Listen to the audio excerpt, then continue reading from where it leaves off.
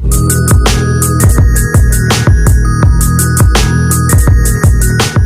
Friends, उम्मीद है आप लोग सभी अच्छे से होंगे। तो मैं फिर से आप लोगों के लिए लेकर आया हूँ एक नया कंटेंट। तो आज मैंने सोचा कुछ नया करते हैं, क्योंकि बच्चे सभी इंपॉर्टेंट क्वेश्चन देख देख करके बोर हो गए होंगे। तो सिंपली आपको मैं ये बता दूँ, इंपॉर्टेंट क्वेश्चन से कुछ भी नहीं होता। मेन आपका कॉन्सेप्ट होना चाहिए, आपको क्वेश्चन बनाने के लिए आता है या नहीं आता, आप क्वेश्चन को समझ पाते हैं या नहीं समझ पाते हैं। क्योंकि मेन ये है, अगर आप एक क्वेश्चन को आप सही से बना लेते हैं, आप एक क्वेश्चन को सही से सॉल्व कर लेते हैं, तो वैसा वैसा आप 1000 क्वेश्चन भी बना सकते हैं। तो वैसे ही आज मैं हाइटेंस डिस्टेंस का क्वेश्चन लेकर आया हूँ। आज मैं ज़्यादा नहीं क्वेश्चन बताऊंगा, बट 3-4 ही क्वेश्चन मैं बताऊंगा, बट उसमें आपको ये बताऊंगा कि किसी भी क्वेश्चन को किस प्रकार बनाया जाता है, किसी भी क्वेश्चन को किस प्रकार डील किया जाता है। यानी कि क्वेश्चन रहे तो उस क्वेश्चन को कैसे समझे, हम कैसे समझे कि उसकी आधार क्या है, उसकी लंब क्या है, क्या कारण निकालने के लिए, ये सारे चीज़ को समझना बहुत जरूरी है। क्योंकि जब तक आप नहीं समझते हैं, जब तक आप क्वेश्चन को नहीं समझते हैं, क्वेश्चन को आपको बनाने के लिए नहीं आता है, तो आपको अगर इजी भी सवाल दे देना तो आपसे नहीं बनने वाला है। क्योंकि आप इंपॉर्टेंट क्वेश्चन लेके क्या कीजिएगा, आपको बनाने के लिए ही नहीं आता है तो आपसे बनेगा कैसे। तो आज मैं इसी पर क्वेश्चन में डील करूंगा कि आपको क्वेश्चन बनाना कैसे है, कैसे समझना है, कैसे सोचना है, जो किसी भी टाइप का क्वेश्चन, कोई भी क्वेश्चन आए उसको फेस कर सके, आप उसको बना सके। तो चलते हैं। तो आप देख सकते हैं आपका पहला इंपॉर्टेंट मैंने क्वेश्चन चूज किया, वो आपका ये जिसमें मैंने दिया है वीवीआई क्वेश्चन। हाँ, ये सच में बहुत ही वीवीआई क्वेश्चन है, इतना इंपॉर्टेंट क्वेश्चन है कि आप सोच भी नहीं सकते हैं। क्योंकि इस क्वेश्चन को 2019 में भी पूछा गया है, इस क्वेश्चन को 2016 में भी पूछा गया है, इसी क्वेश्चन को 2015 में, 2013 में, 2012 में, 2011 में। आपको अगर बिलीव नहीं होता, अगर आपको लग रहा है कि मैं झूठ कह रहा हूं, तो आप जा करके गाइड में जो भी प्रीवियस क्वेश्चन है आप जा करके देख सकते हैं। ये इतना इंपॉर्टेंट क्वेश्चन है कि इतना बार देख रहे हैं, 19, 16, 15, 13, 12, 11 ये सब पूछा हुआ सवाल है। ये काफी इंपॉर्टेंट क्वेश्चन है। तो मैं इसी क्वेश्चन को उठाया और मैं इसको आपको इजीली में बताता हूं और बहुत ही मजा आएगा, आप देखते जाइए। क्वेश्चन में कहा जा रहा है कि 20 मीटर ऊंचे एक भवन के शिखर पर एक टावर है और जमीन पर स्थित एक बिंदु से टावर के उन्नयन कोण क्रमशः 45 डिग्री और 60 डिग्री है, तो कह रहा टावर की ऊंचाई निकाले। तो ये आपका क्वेश्चन है। अब मैं आपको बताने वाला हूं कि क्वेश्चन के साथ स्टेप बाय स्टेप पिक्चर कैसे बनेगा। क्योंकि मेन आपका पिक्चर होता है, अगर आपका पिक्चर सही नहीं बना तो कभी भी क्वेश्चन सही नहीं हो सकता, आप आंसर नहीं बना सकते उसका। तो मेन पिक्चर भी है। तो आपका यहाँ पर आपको लिखना है सॉल्यूशन। सॉल्यूशन लिखने के बाद कहा जा रहा है कि 20 मीटर ऊंचे एक भवन, तो एक आपको भवन लेना है। चलिए मैं मान लेता हूं कि ये जो है आपका हो गया, ये एक मिनट, ये आपका हो गया भवन। ओके, ये मान लीजिए ये आपका क्या है, भवन।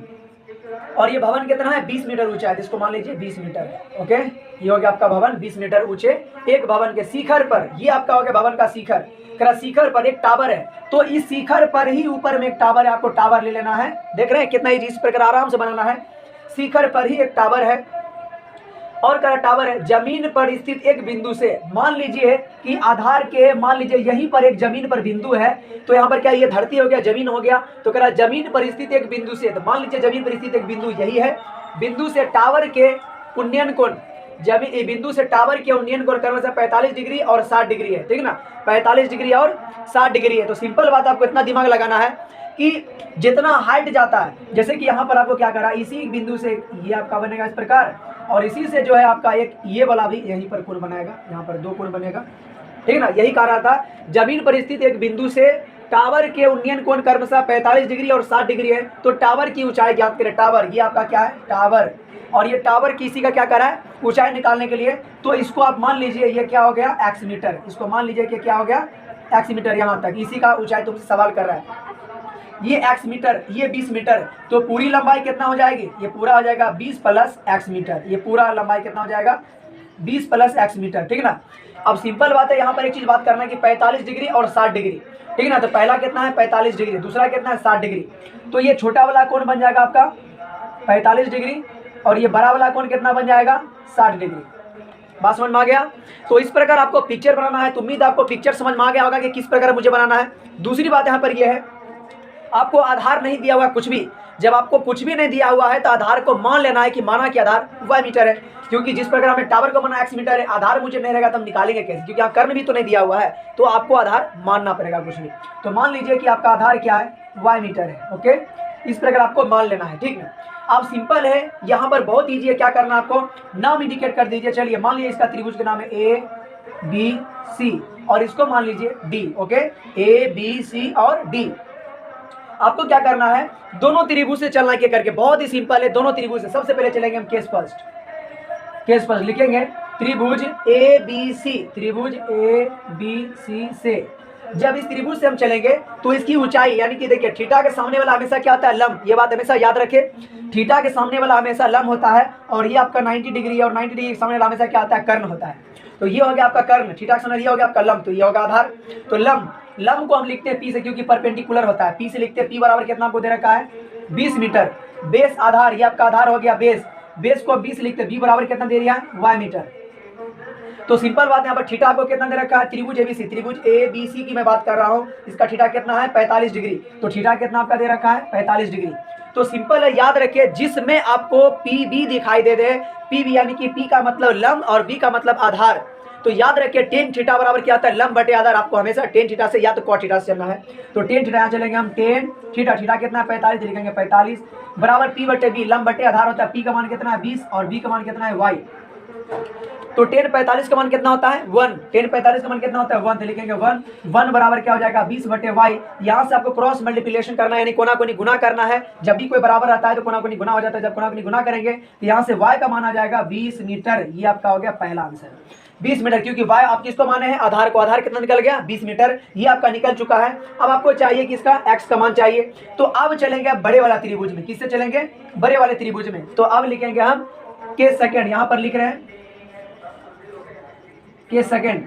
अब लिखेंगे त्रिभुज डीबीसी, बड़ा त्रिभुज से चल रहे हैं, त्रिभुज डीबीसी में। ओके, जब इससे हम चलेंगे तो इसका परपेंडिकुलर, इसका लंब पूरा ये बड़ा वाला हो जाएगा क्योंकि थीटा 60 डिग्री यही सामने होना है ना। तो पूरे यानी 20 प्लस एक्स, ये कितना हो जाएगा, P बराबर हो जाएगा 20 प्लस एक्स। ओके, इतना मीटर हो जाएगा। और बी आधार कितना निकल गया 20 मीटर, ऑलरेडी पहले से निकला हुआ कितना 20 मीटर।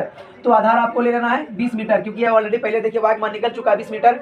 तो यहाँ पर सिंपल है थीटा का मान कितना आपका है दिया हुआ 60 डिग्री।